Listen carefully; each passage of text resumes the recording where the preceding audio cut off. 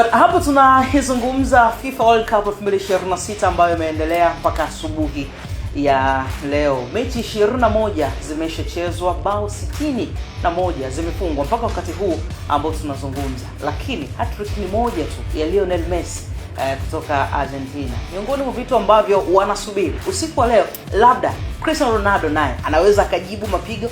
Mbappe aliishia mbili. Ronaldo anaweza akafanya nini usiku wa leo? Tunazungumza hiyo hapa. Niko na Torres Fikiri. Mimi ni Yusuf. Tunaketi hapa kuzungumza mengi sana ambayo yamejitokeza huko kwenye kombe la dunia, na wengi walikuwa wanasema Torres, kombe la dunia rasmi jana ndo limeanza, lakini wengine wanakuambia no, leo ndo limeanza. Kwa sababu Argentina ilikuwa saa 10, leo Ureno inacheza baadaye saa 2. Kwa hiyo ni kama ni leo ile ambayo tunaizungumza. Kuchezwa kwa Argentina, kuchezwa kwa Ureno, ndo wanasema kombe la dunia sasa limeanza. Alichokifanya Lionel Messi asubuhi ya leo ni kama Ronaldo anaenda akiwa na pressure kubwa kwenye mechi ya leo, naye akitamani at least kufanya kama kile ambacho alichofanya Lionel Messi asubuhi. Inawezekana ikawa hivyo, lakini kwa asilimia kubwa nadhani World Cup ni moment tofauti kabisa. Unaweza ukawa na mipango yako na vitu vikaenda tofauti, kwa sababu hata Lionel Messi mwenyewe ambaye unamzungumza, hii ndo hat-trick yake ya kwanza ya maisha tangu amekuwa kwenye World Cup 2006, 2010 kaja hapo, bado 2006 alikuwa kijana mdogo, 2010 South Africa, 2014, 2018 mpaka 2022. Licha ya kuchukua kombe la dunia 2022, lakini hii ya leo asubuhi dhidi ya Algeria ndo hat-trick yake ya kwanza kabisa ya michuano rasmi ya kombe la dunia. Kwa hiyo ni michuano tofauti, nadhani kila mmoja anaweza kuwa na upande wake ambao unavutia, lakini kwa asilimia kubwa mimi ambacho nakitazama ni uwepo wa wachezaji hatarishi kwenye michuano hii ya kombe la dunia, hususan kwenye safu ya ushambuliaji. Unazungumza Argentina ambayo ina Lionel Messi, unazungumza France ambaye na Kylian Mbappe na wachezaji wengine, yani tunasema wale top strikers. England ambayo ina Harry Kane, na tunajua season imekuwa nzuri sana kwake akiwa na FC Bayern, magoli karibia 50 na kitu ambaye ameyafunga kwenye club. Kwa hiyo moment kama hiyo pia atahitaji aende nayo pia kwenye World Cup. Harry Kane huyu ambaye yuko England, lakini Erling Haaland jana kafunga goli 2. Yeah. Kwa hiyo impact yake pia Norway, tunajua Manchester City amekuwa na impact nzuri sana kwenye kikosi.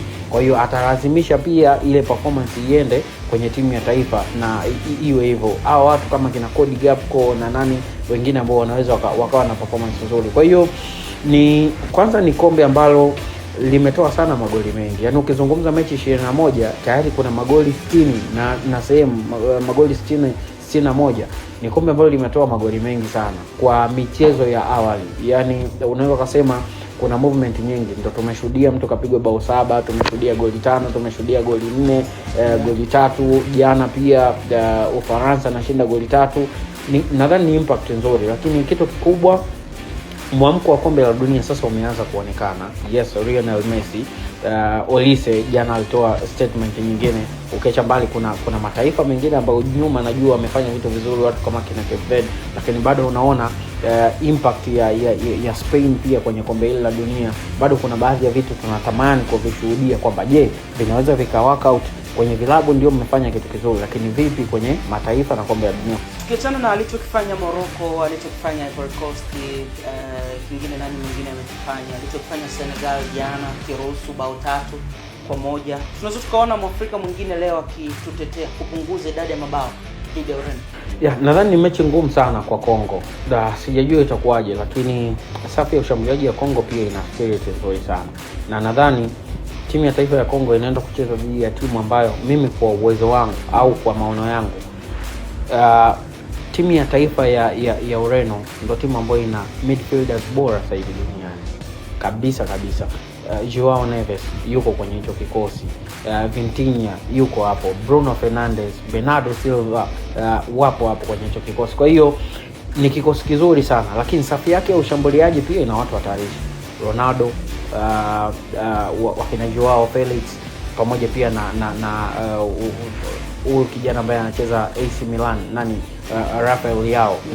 Ni timu kali sana ambayo ukikutana nao ukiwa na siku mbaya kazini, nadhani inaweza ikawa ni vurugu. Kwa hiyo Kongo wanahitaji kuwa makini, wana watu ambao wana spirit, wana watu ambao wana miili mikubwa, na nadhani hiyo ndio inaweza ikawa ni tishio zaidi kwenye mechi yenyewe, kwa sababu ukienda kutazama kikosi cha Ureno hawana watu wao ambao wana miili mikubwa, yani ni watu wachache. Hizo kina Mendes wapo na nani, hawana watu wao ambao wana miili mikubwa. Lakini nadhani ile spirit ya Kongo, na tunajua hii ni timu ambayo haikupita kwenye ile channel ya moja kwa moja kutokea Afrika mpaka wamecheza Intercontinental na mambo mengine pia na wakapata hiyo channel. Lakini nadhani ni siku nyingine pia ya kushuhudia timu kutokea Afrika na wanaweza pia wakawa na kitu tofauti kwenye michuano kama hii. Mara ya pili wanashiriki sasa kwenye kombe la dunia tangu miaka hiyo. Kwa hiyo hii ni mara ya pili Kongo wanashiriki, na sasa hivi wanakuja kama wageni automatically.